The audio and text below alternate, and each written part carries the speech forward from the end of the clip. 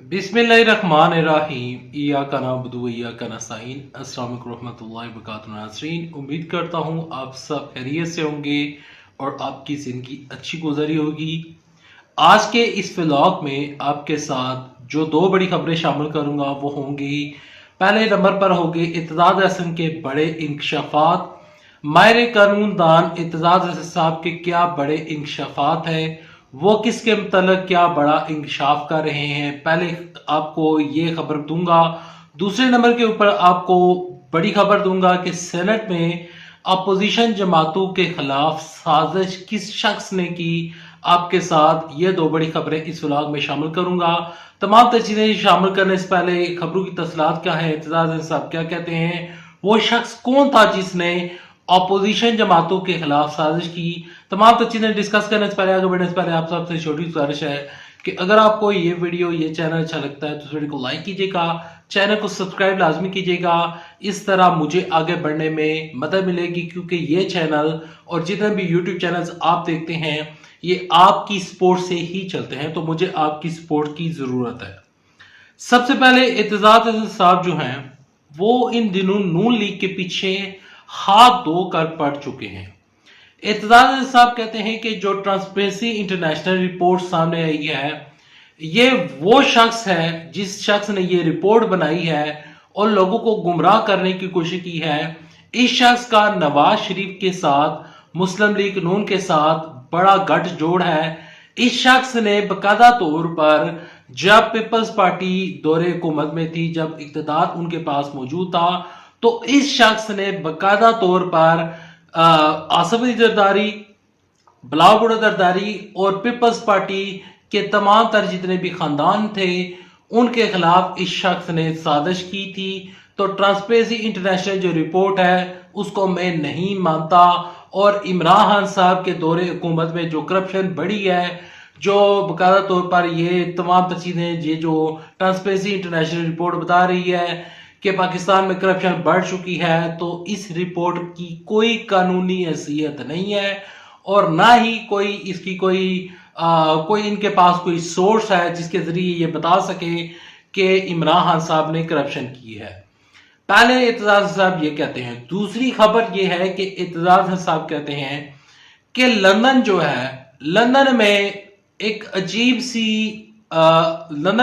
सा कानून है और वो कानून ये है कि अक्सर बंदे जो हैं वो लंदन में करोड़ों रुपए, करोड़ों डॉलर और करोड़ों पाउंड जो है वो उठाकर लंदन में चले जाते हैं और वहां पर सियासी पनाह ले लेते हैं और कहा जाता है कि हमें हमारे मुल्क में मसला है, हमारी जान को खतरा है। और लंदन जो है, यूके जो है, वो बकायदा तौर पर ऐसे लोगों को वहां पर तहफ़्फ़ुज़ फराहम करता है। तो इस वजह से नवाज शरीफ जो है वो पाकिस्तान हर किस वापस नहीं आ रहे, वो किसी सूरत में भी पाकिस्तान वापस नहीं आएंगे।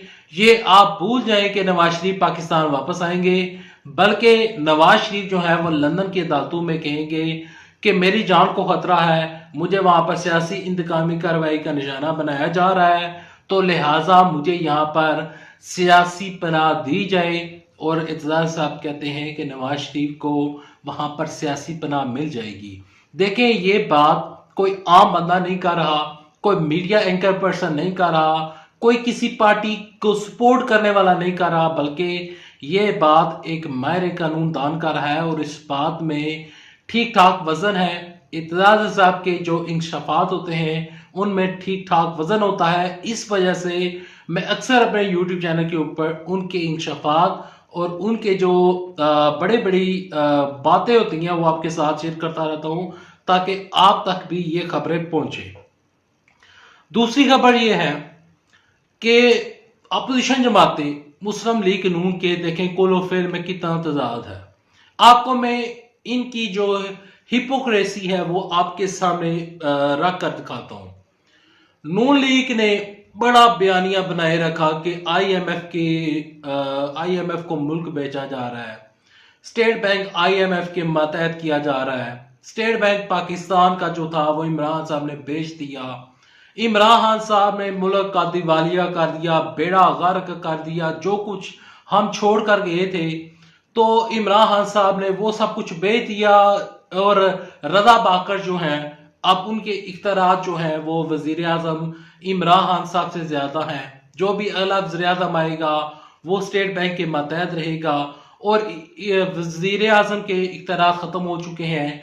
स्टेट बैंक जो है वो IMF के पास चला गया है।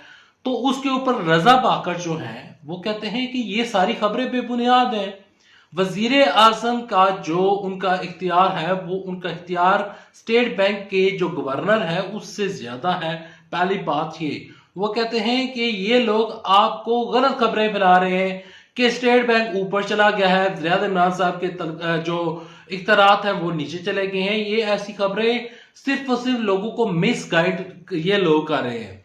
अच्छा, इन लोगों ने ये बयानिया बनाए रखा जब स्टेट बैंक का कानून पास हुआ, तरमीमी बिल पेश किया गया, तो हुआ ये कि उस दिन अपोजिशन जमातों के वोट निकले जो इस बिल के अगेंस्ट थे वो थे 42 और जो इस बिल के अमायत में थे वो थे 43।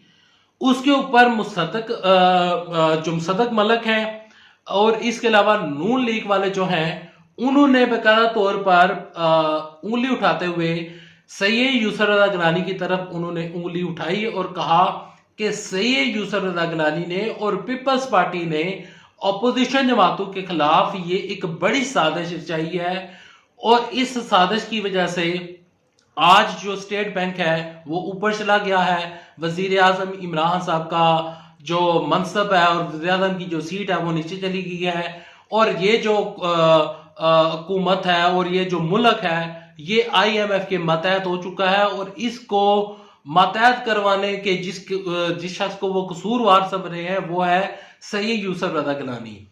उसके ऊपर फवाद चौधरी तहरीक इंसाफ का ये बयान सामने आया है कि वफाकी वज़ीर इत्तेलात और इरशाद का कि सैयद यूसुफ रज़ा गिलानी का शुक्रिया हम अदा करते हैं कि उन्होंने बाकायदा तौर पर तहरीक इंसाफ की मदद की, इनडायरेक्टली हमारी मदद की और हमने ये बिल पास करवा लिया। अब अपोजिशन जमातें कुछ भी नहीं कर सकती। तो क्या सैयद यूसुफ रज़ा गिलानी ने वाकई ही अपोजिशन जमातों के खिलाफ बड़ी साजिश की? क्या मौलाना फजलुर रहमान के खिलाफ साजिश की गई? क्या मरियम नवाज के खिलाफ साजिश की गई? क्या शहबाज शरीफ और नवाज शरीफ के खिलाफ साजिश की गई? क्या बिलावल भुट्टो जरदारी के खिलाफ साजिश की गई? तो इसका जवाब मैं आपको अब देता हूं। देखिए, मैं आपको कुछ थोड़ा सा बैकग्राउंड में लेकर जाऊंगा। मैं आपको बताऊंगा कि जब EVM इलेक्ट्रॉनिक वोटिंग मशीन्स का बिल पास किया गया तो जब वो बिल पास हो रहे थे, नए कानून आ रहे थे, तो उस टाइम बिलावल भुट्टो जरदारी और जो शहबाज शरीफ हैं वो किधर थे? उस टाइम वो भागे क्यों थे? और जब ये बिल पास हुआ तो उस टाइम अपोजिशन के लोग किधर थे? मुस्लिम लीग नून वाले दूसरों की जानब तो उंगली उठा देते हैं, दूसरों का तो नाम ले लेते हैं, लेकिन जब ये बिल पास होते हैं तो इनके अपने 10-15 बंदे जो होते हैं वो किधर गायब हो जाते हैं? ये एक ऐसा सवाल है जो कि इन्हीं की तरफ इशारा करता है कि जो शहबाज शरीफ ग्रुप है वो मरियम नवाज शरीफ के ग्रुप के खिलाफ साजिश कर रहा है और मरियम नवाज का जो ग्रुप है वो शहबाज शरीफ के खिलाफ साजिश कर रहा है। इस साजिश का सबसे बड़ा फायदा किसको हो रहा है? नंबर 1 के ऊपर इसका फायदा हो रहा है तहरीक इंसाफ को कि उनको ऐसी ओपोजिशन मिली है जो कि सिर्फ बातें करते हैं, ऐन मौके के ऊपर भाग जाते हैं। दूसरे नंबर के ऊपर फायदा हो रहा है पीपल्स पार्टी को। पीपल्स पार्टी को इस वजह से फायदा हो रहा है कि पीपल्स पार्टी पार्लियामेंट में खड़ी होकर बात करती है, सेनेट में खड़े होकर बात करते हैं और देखें कि सेनेट में इस टाइम अक्सरियत किस पार्टी की है। सेनेट को छोड़े यहां पर अब आपको मैं एक और चीज भी बताता हूं। तहरीके अदम एतमाद पीपल्स पार्टी चाहेगी तो आएगी, तो इस टाइम जो मास्टर की है वो पीपल्स पार्टी के हाथ है। आसिफ अली जरदारी ठीक ठाक गेम कर रहे हैं।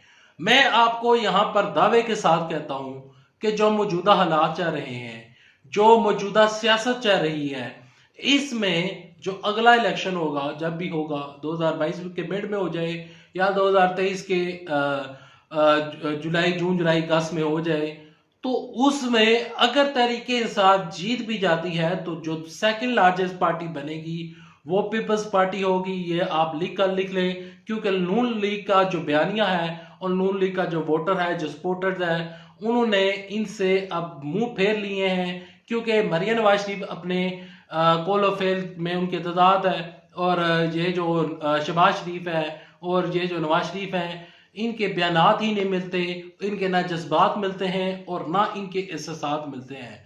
तो तहरीक इंसाफ को कोई मसला नहीं है, वो बड़े आसानी के साथ आगे बढ़ रहे हैं, हुकूमत बढ़ रही है, हुकूमत अपने 5 साल मुकम्मल करती हुई नजर आ रही है। सेनेट में ये जो जमातें हैं ये आपस में ही लड़ रही हैं, और इसका अल्टीमेटली फायदा जो है तहरीक इंसाफ को हो रहा है। अगर आपको ये वीडियो पसंद आई है तो उस वीडियो को लाइक कीजिएगा, चैनल सब्सक्राइब कीजिएगा। नेक्स्ट वीडियो तक के लिए दे इजाजत। अल्लाह हाफिज। पाकिस्तान जिंदाबाद, पाकिस्तान फौज।